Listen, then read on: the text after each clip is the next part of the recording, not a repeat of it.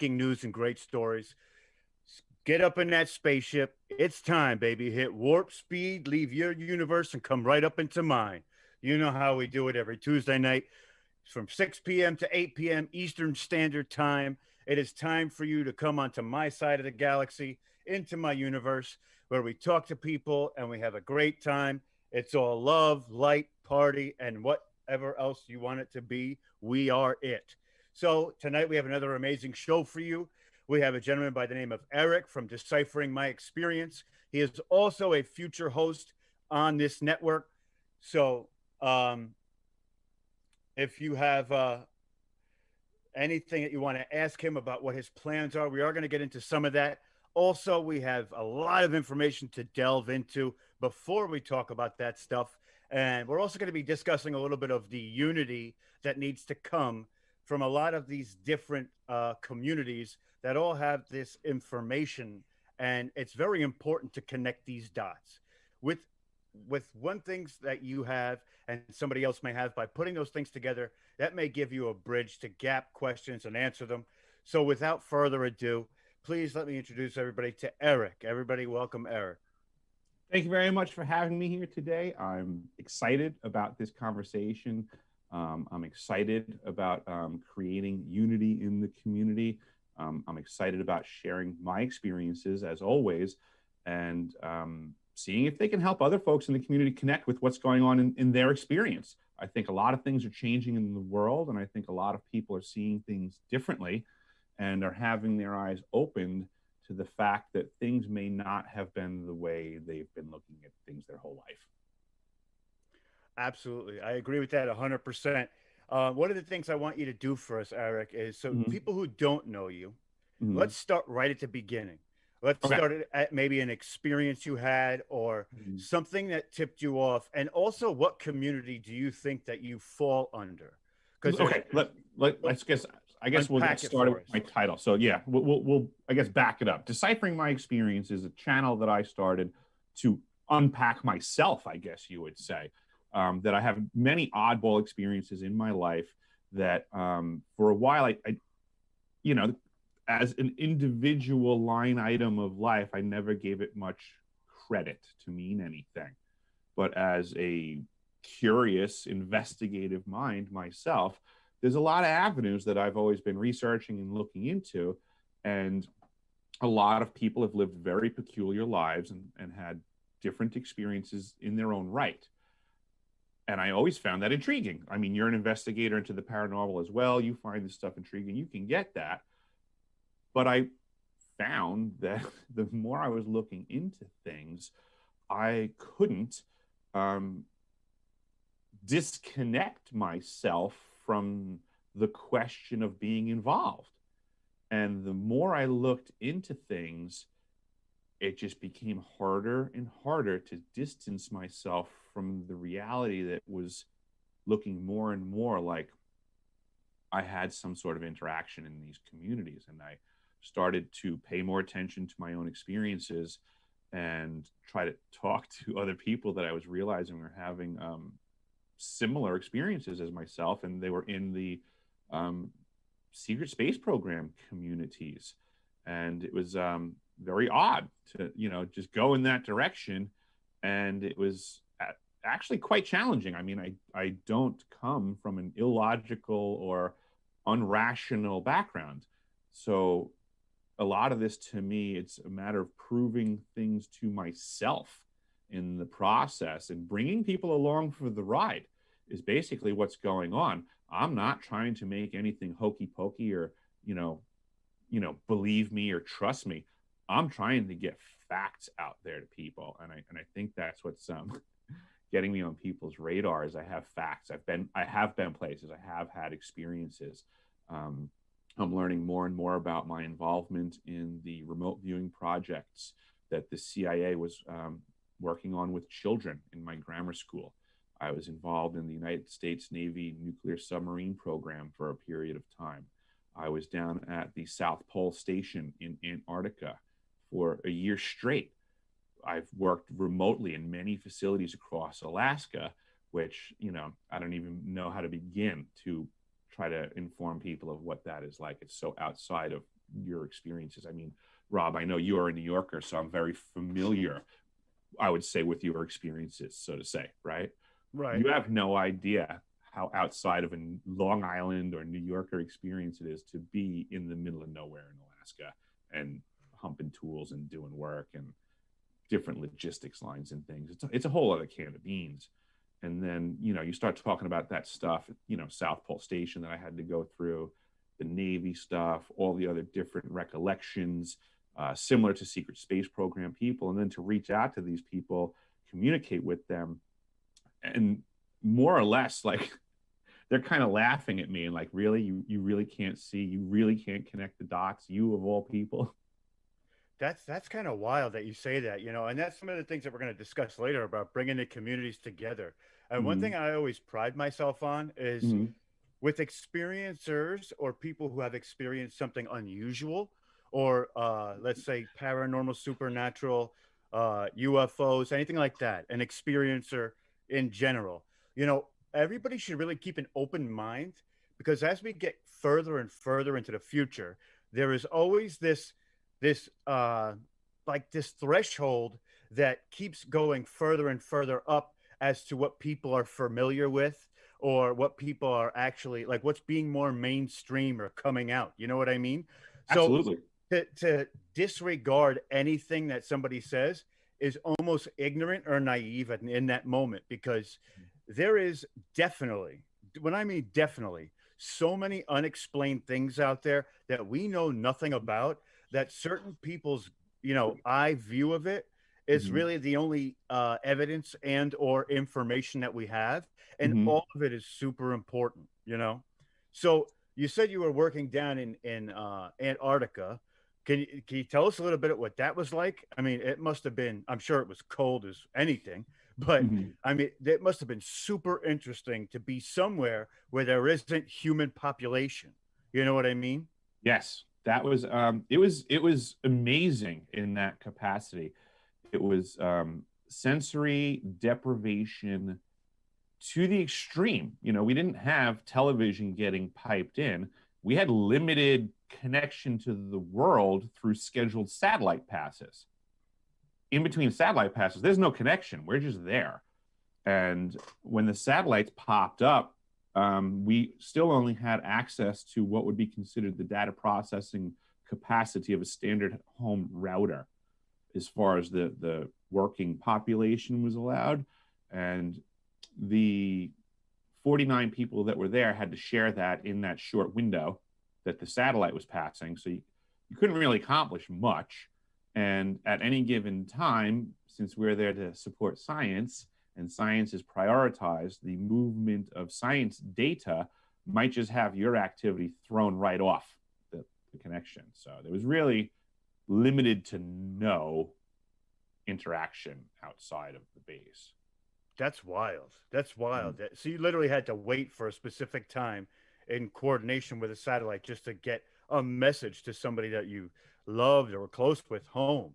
And like you said, that sensory deprivation kind of gives you this different look on what your situation is, and like your surroundings themselves. It gives you this, if, and correct me if I'm wrong, but for me, I believe that it, because I've had certain instances where that has happened, but not like that, to that extreme anyway. Mm. But I would think that there would, maybe there would, that you would bring in, like, your surroundings would seem different to you in that sense. Do you know what I mean? Like, you see Mm. difference, like the different. I'm trying to describe it properly. Like, there's something added to your experience that's like an extra sense, because you don't have that contact with everything. So everything kind of slows down, and you can really enjoy it per se, or take Mm. in specific details that may seem odd or extreme. And I mean, was that something that was happening Yeah, while you were there? the word you're stretching for is called focus, and yes, it's missing in most Yes. people's lives. It gives you amazing focus for the moment because there is no time wasted on things that are so far outside of your reach and control. I mean, I'm not worried about the news. I'm not really worried about anything at that point other than what I'm doing at the moment, at the time. You know, you have a job to do, and it matters, I guess, also that you're paying attention.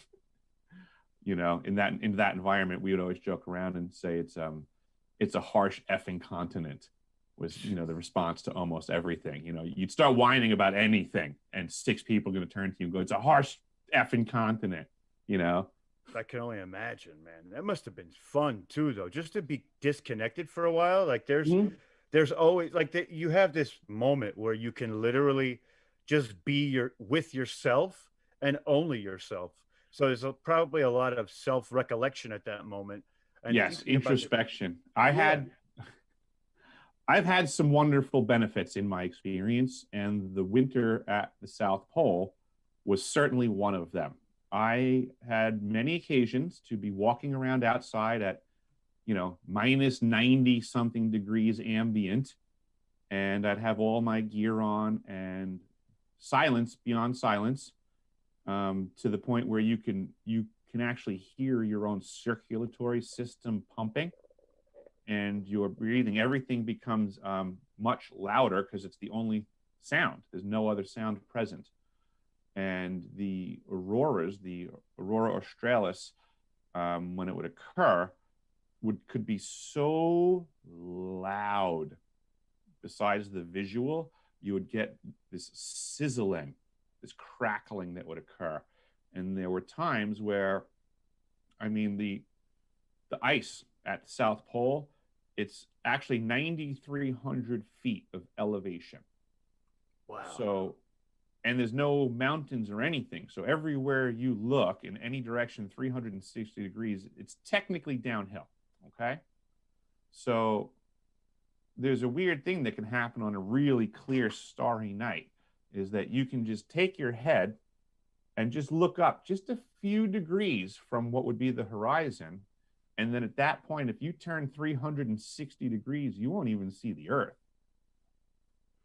So it's like you're in space. And That's incredible. It is extremely incredible. You cannot, and this is the thing that it's cool, but sad. So it's really cool that I got to see these things, but having been there, I also know you can't even actually take a picture of it.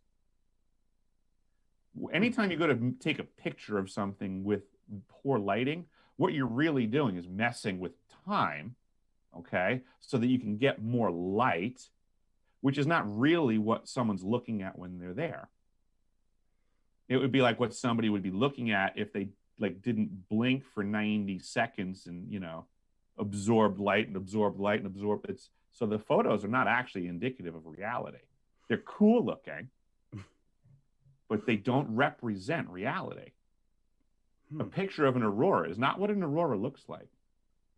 That's a wild concept to think about. You know, I wasn't thinking about it like that, but that's pretty wild.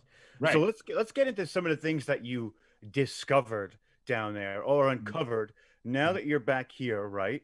So let's go back to what tipped you off to being into the secret space program community, or how this revelation came to be for you. What was the beginning? Let's start right at the very, very beginning. You got it. The first thing that brought me in as a lock, where I said, I am going to have to now reach into this community and inquire further because I have suspicions, was a gentleman by the name of Tony Rodriguez, who is in the secret space program community. And it was his testimony that struck a hard chord with me about the Gateway program in the grammar schools, and what I now know to be a remote viewing CIA training program that ran all kinds of horror stories against the children in the program. And the more that I'm digging into it, I'm finding out that I was involved in this program, and one of the many things that are my connections. But that was the one. That was the rod that, you know, the lightning struck in his testimony, and things that were connecting, and it, you know, it reframed a lot of my memories at that point. So once you started getting this revelation, which I'm sure it was to you, sort of like an epiphanic revelation for yourself, what was some of the emotional, I'm sure it was an emotional experience. Could you describe to us what that felt like emotionally? Like, we know that there's a lot of info, but now looking back at it, how did it affect you, like on a day-to-day emotionally? at that moment? It's a horror show, actually, if you want to really know about that. Finding out the stuff about these programs, it's crushing sometimes. I mean, for all practical purposes, and it happens to a lot of these people in the programs, and I feel for them. These are your family members that sold you out. I mean, It's true. It's true. It's horrific when you see some of the, especially when you see programs that are describing classified documents, mhm, just like the rules that they abide by and mhm, how egregious they really are without mhm, actually saying it, because they'll say something like, I remember I was watching one of your YouTubes and it said that you could opt out at any time, but mhm, there was nobody you could opt out with. There was nobody you could go to say, okay, I want to get out. So they're mhm, literally doing it against your will in that sense. And there's mhm, a lot of these programs. We know what they are. MK Ultra.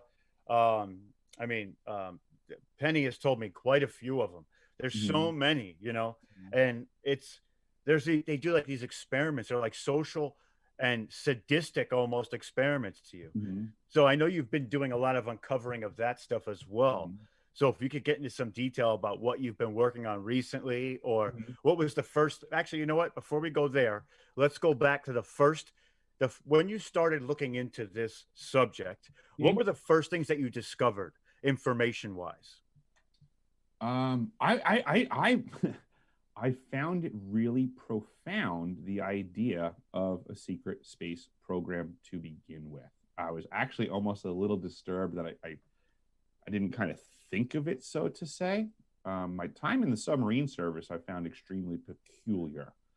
And a lot of the stuff that I know from when I was there really makes me just understand what people are talking about in the secret space programs when they talk about, the ship's hulls being submarine based, and they talk about the technologies and how things are hidden in plain sight. And it's like, yeah, I mean, I was in the submarine program, and now I look back differently because I see what these people are saying, and I go, yeah, that's the issue that I was having. I mean, I would have arguments with my chain of command, and they would say things. They would get mad at me because I'm not a knucklehead, and they would say, they train you, this does this and that does that and so on and so forth. And I go, yeah, but correct me if I'm wrong. If you're saying this, then doesn't mean that could also, well, we would never do that with that. And why? Okay, never mind.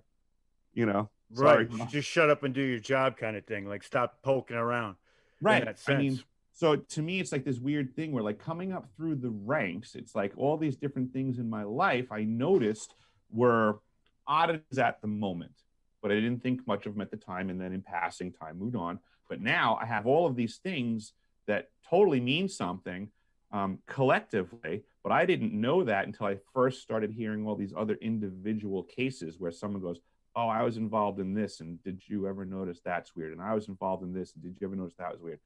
So the submarine stuff, it's funny you just brought up the whole idea of getting out, because that's also something that I keep hearing from a lot of people is that, and like the paperwork shows, and I'm learning my own experience. I remember getting out. I remember the conversation. And that was one of my weird recollections that I didn't know what to do with until recently. I got out of the Navy in a calculated way prior to the contract that they wanted to hold me to. That had to be extreme too, because now, and that, this is what like, for me, looking at what you're saying, for Mm-hmm. you to have you had this life for people, because a lot of people who are watching right now, they may not know what we're talking about in the sense of secret space program. So we're going to get into that a little bit too. Mm-hmm. But for me, looking at it, and when I said emotionally before, it's your life is as you see it, right? Like, you have all these instances that you remember now. So now you have this epiphany, you look back at those recollections of those moments, and they're actually different now from when you've experienced them or looked back on them before. Mm-hmm. So it's almost like, I don't want to say like you were living a lie at that moment, but it's almost like there was more to everything. So now it's coming down to the basis of you recollecting all of these instances and trying to play them back in your head to figure out exactly what those disparaging differences really were. Oh, 'Cause absolutely. This that is must have this been is this is crazy. this is this is the sin of these programs, is they're doing this to children, okay? And we now know how the child's psyche deals with exhaustive trauma. It dissociates. And in that aspect of dissociation, I can only give you my perspective, my experience. I call it reframing a memory. So I look at it as a child's psyche is put into a traumatic circumstance. So everybody needs to figure out how to deal. So the child's psyche basically takes that situation, that memory, that photograph of time, and puts like a matting on it, puts a frame over it, so that a lot of that photo is now covered up. You don't have to see it all. And that's a framed memory. And I would say that the vast majority of my life, I was running around with a head full of framed memories because my psyche had been traumatized to allow me to only see it framed that way. Now, making connections pulls that matting and that frame off and allows me to now, as an adult, see what was wholly going on in that picture that was too much for the psyche of a child. So It's like it when you makes for have kids challenging who are days. abused and don't remember it, and then eventually when they get older, they somehow remember it, like a trigger moment They brings them back to that, where their subconscious pushes it down. So that's how the mind works in some ways. Like some people remember, some mm, people disassociate themselves from it completely, where mm, only it's in their subconscious and they don't actually, it's not like a valid memory or thought within their mind until that trigger moment, you mm. know? And Uh, they come up with coping strategies and personalities and ways of interacting with people that will help them to avoid conversations that teeter on the traumas that impacted that individual. that's wild too. It's wild how the mind works. Absolutely It is. wild. It is. I love mind studies and consciousness studies. I find it very intriguing who we are, how we think, and how we deal and cope with things. I've been actually looking into like dream studies. Mm-hmm. The psychological